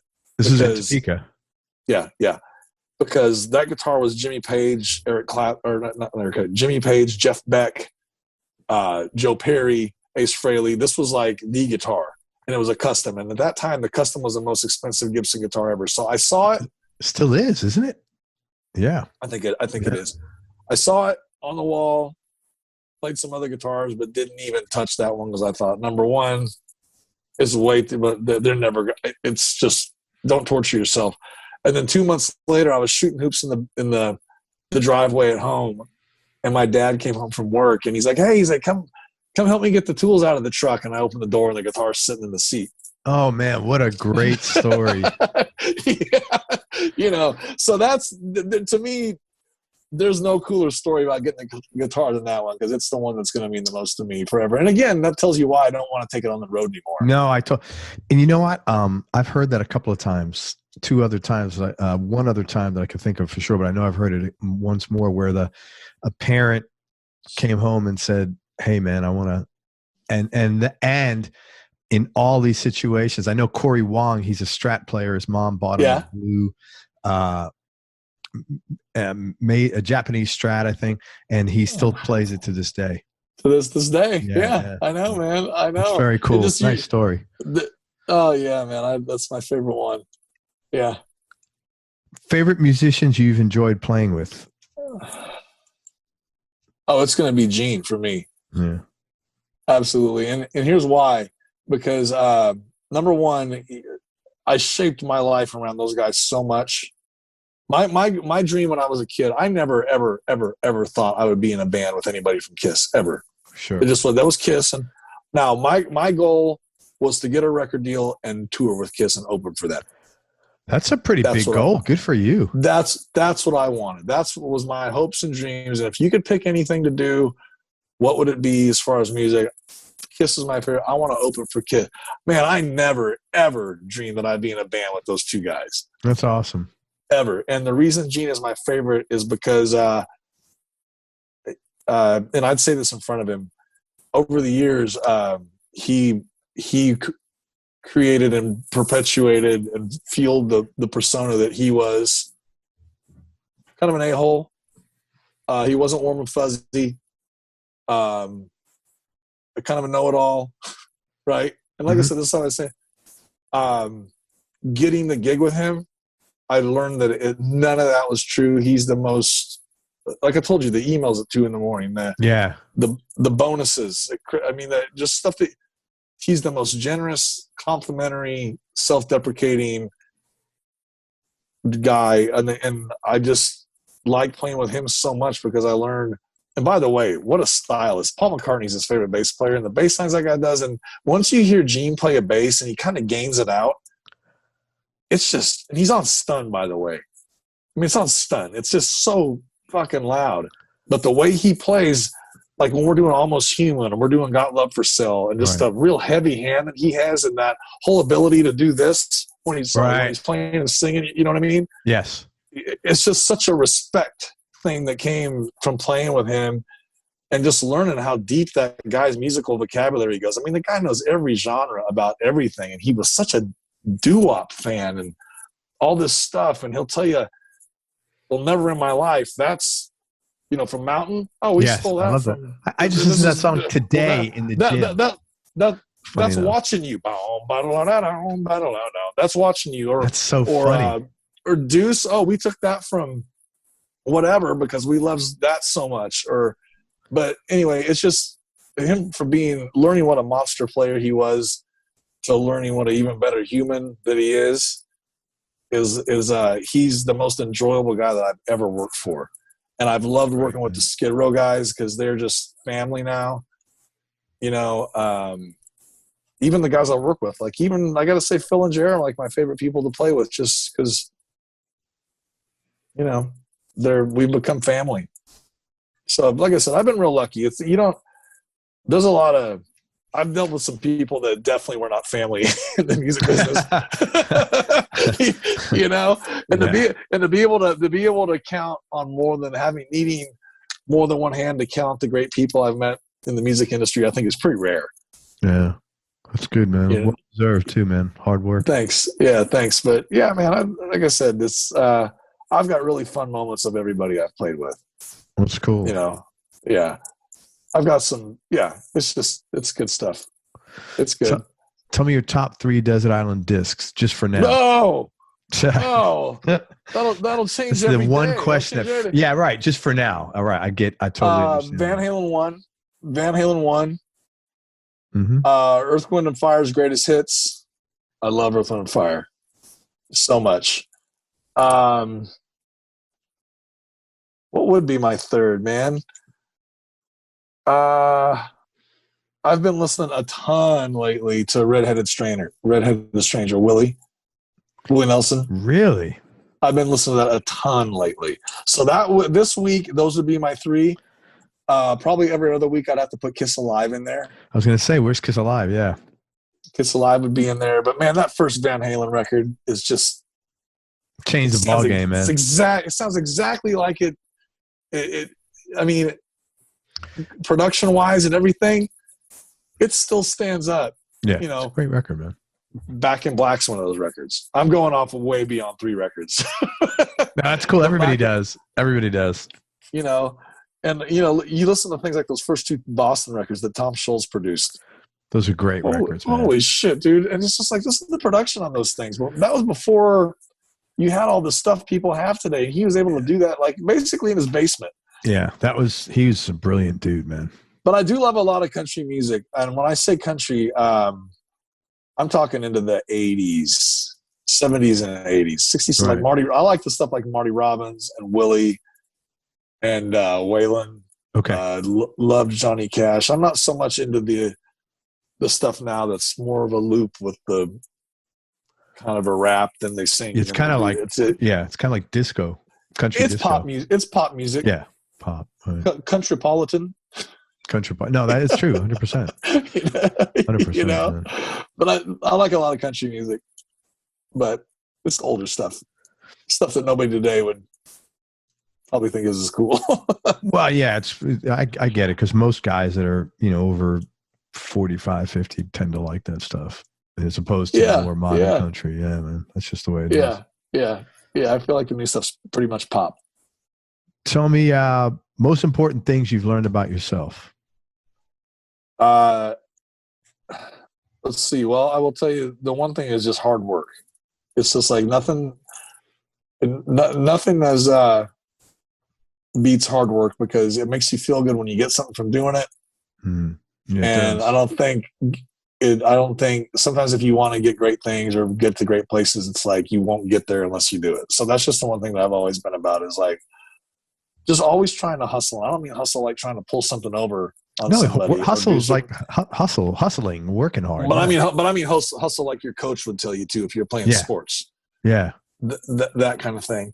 And also just to we were talking about this earlier before we started taping this. Is one thing I learned about myself is I definitely know that I can. There's some people that are endearing to me, and I have learned that it's just like it's so easy to be nice to people. And isn't that a funny thing? And it takes a lot. It takes a lot of effort to be mad. Isn't that a funny thing, man? And sometimes just saying hi to somebody, or sometimes just including somebody, or whatever. Because there are times for me that I haven't been included in stuff, and it could be as much go back to my childhood or whatever, or not being part of something. And sometimes just making someone feel like they're a part of something does way more for them than it does for you. Yeah. So I just learned it's something that I kind of became really in tune with, and that I try to do all the time. You know, we were just talking about stuff on social media. You're not going to find any bad news on my social media. I'm the same, man. I'm the exact. And there's enough of that out there. If that's your thing, that's your thing, man. It's not my thing. And I'm with you. It always blows my mind when I see people like to me, that's not the purpose of social media. It's social. And when I see people just like, this happened to me today, and I can't stand when this, and I'm like, man, nobody really wants to hear that. You know, I mean, like it bothers us when the line is long at the fucking bank drive-in as well. I mean, like, is that really what you're? Is that really ruining your day? You probably need better coping skills, man. You know, just go later day. You know, when the line is short. Yeah. But no, that's just the biggest thing. Is more than anything, it's I just didn't even know if I learned anything. It's just I think I recognized some stuff. Yeah. And recognizing being it's just if you give out positive energy, you can get it back. Yeah, man. You get it back a lot more than you ever imagined too, which is well, you must know that's got to feel great, like when you're on stage. Absolutely. Yeah. Absolutely. Because you know the cool thing is about a concert is everybody that's there. I mean, you occasionally will have somebody drag you to a show, right? Sometimes I've gone to things begrudgingly, but I've gone because somebody wanted me to go. But for the most part, when you look out and you see everybody, they're there because they want to be there. Oh, and they're very much. And they're there because they all came with one thing in common, was to have fun. Yeah. So my whole thing, I've thought this forever, is going out on stage, that show is mine to lose. Meaning. Yeah, that's smart. You got to fuck that up. You walk on that stage knowing that, and by no means, people came to see Gene and came to see Ace. We're just lucky enough to be up there with him. Right. The point being, they came to see the show that you're in. Yeah. They're excited about it. They paid money for it. They're coming there because they want to be. And it's like, that's a really good position to walk into, and knowing that people are there because they want to see you do this. Yeah. You know, and that's fun. It's like, that is one thing that I will tell you, as selfish and vain as we all can be, as like an entertainment community, all that. That is one thing that is just awesome, is having that feeling of knowing that this is going to be fun tonight because everybody came here to have fun. Yeah, it's right. It's in lead generation, you know, in bit marketing, they call it warm leads. That's a warm audience. Okay. You know, they're there for you, man. It's like, you know, for sure, man. So I kind of feel like it's mine to lose if I go. I mean, like the ball is teed up. 100%. When you walk out there, you know, you just got to make sure you hit it straight and you're good to go. Absolutely. So that's a really cool part of that job. You know, it's pretty neat. I mean, it's kind of weird because I work construction with my dad. And no one ever came to cheer me on when I was doing that stuff. Yeah, man. That's a grueling job, especially in the heat in the summertime. Yeah. Who's had the biggest influence on you musically and also personally? Musically was definitely Paul Stanley. Undoubtedly.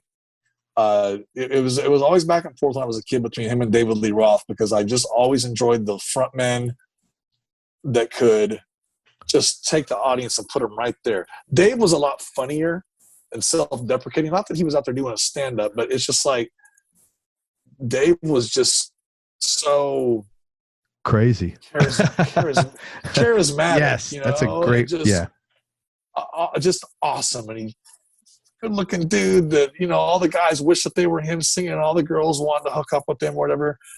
And there was just always a very fun that he treated those very much like a party, those shows. Paul, I loved because he was also a great front man, but he played guitar. Right. And I could really relate to doing both. So I really wanted to I always watched what Paul Stanley was doing, as far as his raps with the crowd and being the guy that sang and played guitar. Dave did all that, but Dave didn't play guitar.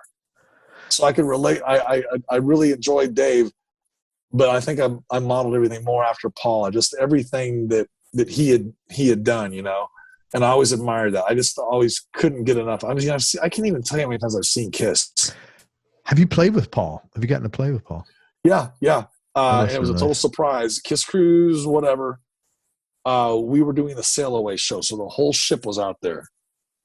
And the Sail Away show is exactly what it sounds like. When the ship's leaving the port, Big Rock Show was playing this, and Kiss was out. Everybody, the entire ship's out there watching the show. And we kicked into I Stole Your Love, and I sang the first verse. And then just as we're in that break after the first chorus and the second verse, he comes running out. Wow, that's cool. Basically checked me like a hockey player because I was just getting ready to sing, and Paul came in and finished the song with us, and it was so it wasn't planned. That's cool, man. But it was pretty awesome, not knowing it was going to happen. Yeah, in my head, every cruise that we ever did, I'd be a liar if I said, "Boy, wouldn't it be cool if someone from Kiss got up and played with us?" But I didn't expect it then. So I didn't expect it then. It was pretty cool. That's nice, man. Yeah. And personally, who's had the most influence on you? More than anything, my folks. Just because they were very no bullshit. Yeah. If I did something wrong, I heard about it. If I did something good, I heard about it. Right, you know what I mean? Which is great. It's like it wasn't lopsided. Like, oh, you're a perfect kid, or oh, you're a dipshit. It wasn't one or the other. It was I got both barrels, which is but good. it was pretty even. I mean, it basically is your shit doesn't stink, but you're a good kid. Right. Don't think your shit doesn't stink, but you're good. I mean, it was, you know what I mean? Yeah. It was really, equal, like humility and positive support. They were really supportive and always just taught me to be nice. Try to be nice. Right. And man, we all have bad days. I know that. Are they still around? My mom is. Yeah. Okay. My mom is. My dad passed away. It'll be 2 years in July. So sorry, man. Yeah, sorry, thanks with my dad. But no, just them, because it was like, that's everything. That's where I learned how to treat people. And just, like I said, they both worked. And they were both always around. They took me, until I could drive, they took me everywhere. Yeah. They were my wheels, and they definitely made sure that they always were where I needed to be, if it was for practice or if it was for lessons or if it was, the times that they took and dropped me off at a concert and then picked me up after. Because they would, until I was old enough to go alone, they would take me, go in the concerts with me. My mom and dad have seen as many concerts as most teenagers. Man, that is so cool. I've heard that from a number of guys. That is really nice. Yeah. So, really it was cool. Well, just the fact that you wanted to go to a concert with them, and you were, because most people when they're teenagers, like, hey, you can go, but we're going with you. It's like, no, I'll pass. I'll just listen. I'll read the news the next morning and see how good it was or something. They I think when I was 13 or 14 was when they cut me loose and let me go. They would just drop me off. That's cool. Yeah, but my mom saw Kiss. My mom saw Kiss with me. Took me. That's great. That's really funny, man. Mom and dad have seen Journey. They've seen Cheap Trick. They took me to a lot of them. That's nice. It was a lot of cool. It was a lot of fun. So no, it has to be my folks. It's like for me to. It almost seemed unfair for me to give like a rock star or someone else credit above them, because as much as I looked up to someone or whatever, nobody sacrificed stuff for me like my folks did. Or well, that's the way it's supposed to be. took care of me. As a parent, I can tell you that's you're supposed to do that shit for your kids. Yeah. So it was awesome. Are you single or married or relationship? No, I'm single. I'm in a relationship, but I'm in a relationship, but I've never been married. Wow. Never have been. I'm 50. That's why you have all your stuff behind you. You see, if you had been married and divorced, you wouldn't be living in that nice place with that nice TV. You'd be because I hear guys are like, man, I got wiped out, and that's not fun. No. I've been in a relationship for a long time, but no, I've never been married. But it works for me. I'm not one of those guys that feels people need to. I'm not like, well, why weren't you married? I don't think there's any reason to get married. To be honest with you, I mean, I'm married, but I don't like that. That just happened to work for us. But like, I am definitely for people who feel like it completes them, and I'm definitely for people who think that it's just a piece of paper that doesn't. You know what I mean? It's. I support what makes the people feel good, but I certainly don't have an opinion on whether it's good or bad. Yeah, I'm the same way. You can only say what's good and bad for yourself anyway. Right. I mean, right. Yeah, my and that's a good point too. I don't have the right to say what's good or bad for anybody but myself, and that's it. I kind of feel that way. Yeah, like what the hell? It worked for me, but that doesn't mean. I mean, would I have a long-term relationship not being married? Absolutely. This happened to work, So right. No, yeah. Favorite place you've traveled? Man, recently, and that kind of changes too, but just because being who we got to tour with, Japan and Australia were just amazing. I will tell you though, South America and Mexico and everything, one of the really fun things about touring there is it's just such an energy level. Like I remember Mexico City and Monterey and places like that where they're so loud. Like for example, people will sing along to the chorus of a song. Right. The whole place. There, like for example, we started Deuce. The riff goes down, da da da da da da da da da, right? The whole entire place, for every single song, even sings the guitar riffs. Oh, like note for note, they're humming the whole thing. Wow. It's just so the energy levels on stun, and they're just amazing. Completely and it's great, and like we went to Japan. Going with someone from Kiss is like going with a Beatle. Yeah, it's nobility there. I mean, they're just crazy. I think in all these places, because I've heard that a lot about South America and Mexico, I think a lot of these places that they're not having 10 concerts a night. You're passing through there once every 5 years instead of once every 2.5 or once every 10. I think the gratitude, I think people are just so excited. That's been built up since the last 10 years or whatever you came. Yeah, totally. That's cool, man. Really nice. But it's a lot of fun. A lot of fun. Ryan, toughest decision you ever had to make or most difficult thing you had to do? It may be nothing. I don't know.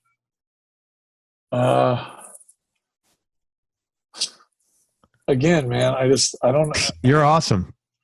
I don't know. That's great, man.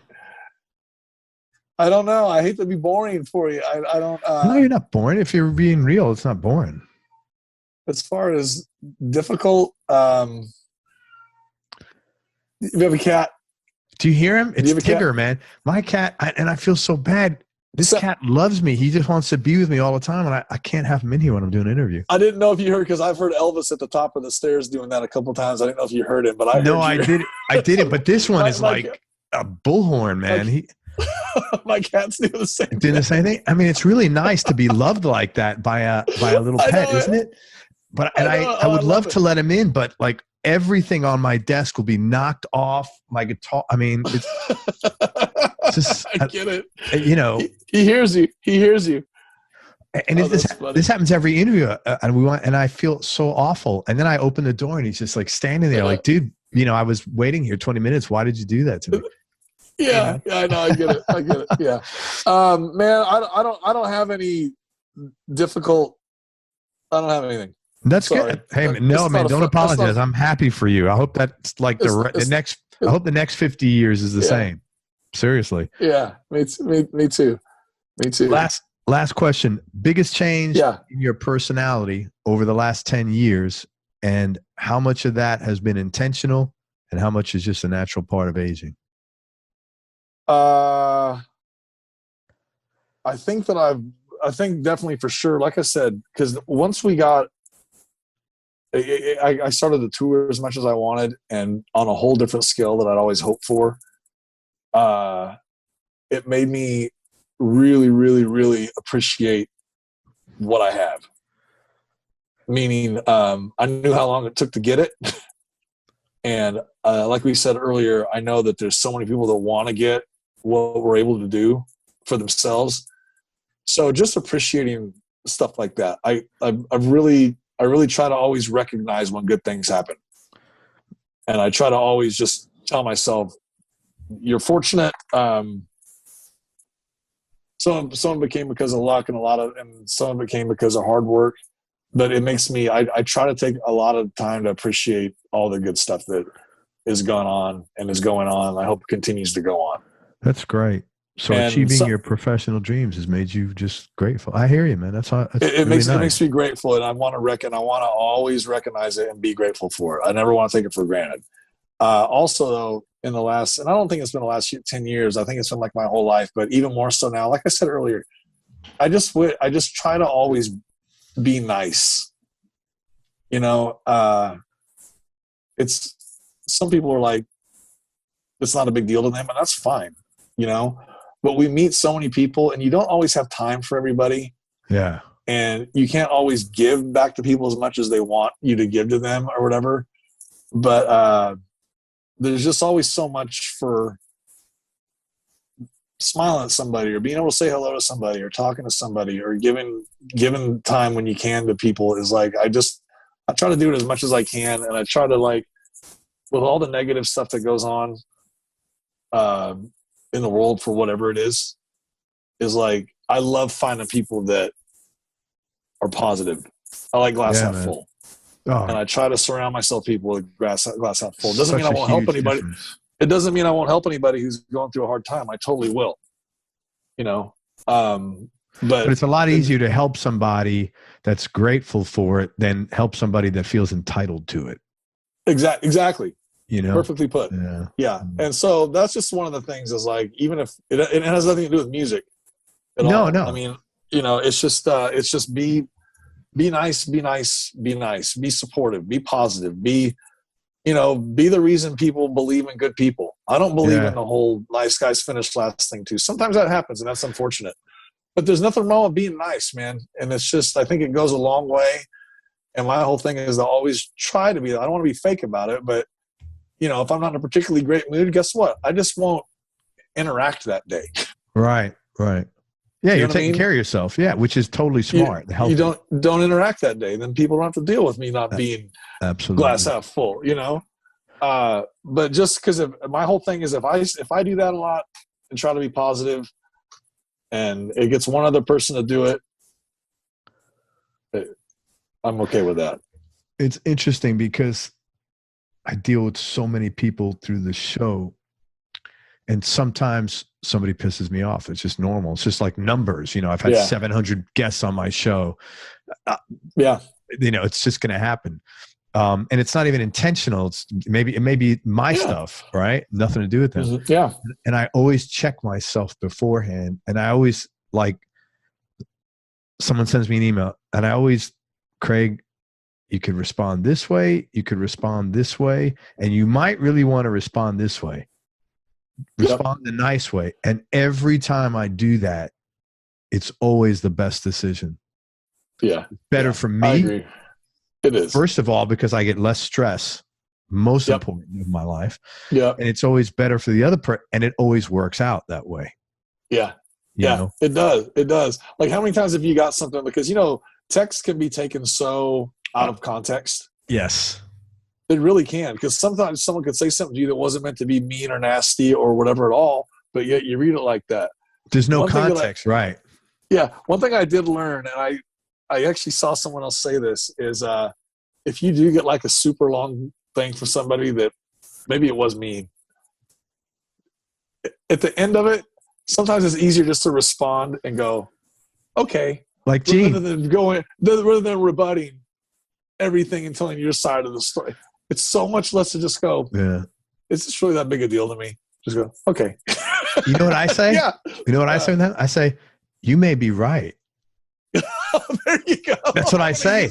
And it's like, yeah, because it's like magic. It's like, I'm not stressed and they may be right. I mean, you might be right. I mean, I'm not perfect. I'm an asshole once in a while. I love that. That's what I say. My you may guitar be right. picks are going to say, my new guitar picks are going to say that. Well, send me one, man. You may be right. I mean, it's just like so easy and then it's over. And then it's like, cause like they get validated and like, I don't have to deal with it. I even like say to my wife, if she's angry with me, Craig, I didn't like the way you say that. I said, babe, you may be right. And I'm not saying it to blow her off, to be flippant with her, but it's like, and I'll often say, you may be right. I'm really sorry. And it's over. It's like, wow, and like, I didn't do that in my past. It was like, it'd be agonizing and go on. And then I'm like, it may be, and then, you know what? I heard this and I've told this story. I had some people who close to me that had drug problems. And I went to Narayan a couple of times. And one day at this particular meeting, they always open the meeting reading a passage from a blue book. And one day the guy sits there and I think the logic and I think the skill sets and a lot of the advice in all these 12-step programs is very good. And they should be teaching that in school instead of fucking Chinese history from the 5th century. That's never going to help you. I swear to God, it's never going to help you. Yeah. Anyway, so the guy opens the book and he says, what's so important about being right? And I don't think I heard the rest of what he said because I was ready to hear that message. And I was like, oh my God, that's the best. And from it changed my whole dynamics of mostly important in my relationship with my wife, but with everybody.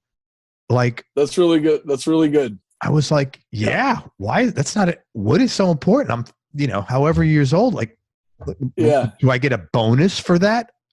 Exactly. Yeah. And that's a good mantra. That's what's so important about being right? Yeah. And it's just like, like, I love it.